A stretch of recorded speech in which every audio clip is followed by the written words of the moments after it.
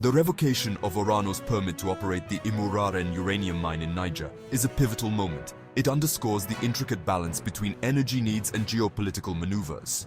As industrialized nations navigate nuclear regulation complexities, such events add layers of difficulty. Indeed, and this isn't just about France and Niger. It's about the global energy market. Uranium is crucial for nuclear power, and Niger's role as a major producer means that shifts in control over its resources have wide-reaching implications.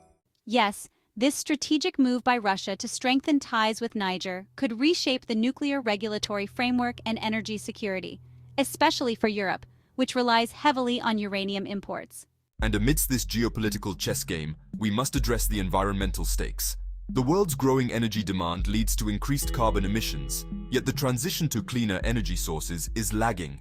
With the increased demand for energy, particularly in industrializing regions, we're seeing a rise in carbon emissions from power generation, which is concerning for climate change.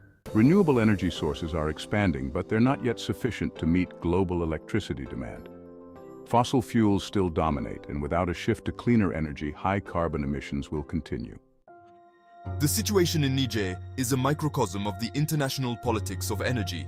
As Russia positions itself as a key player, it's crucial to consider the implications for carbon emissions and the global push for cleaner energy. The energy dynamics are changing, and the decisions made by countries like Niger will not only shape their own futures, but also the environmental and political landscape of the world.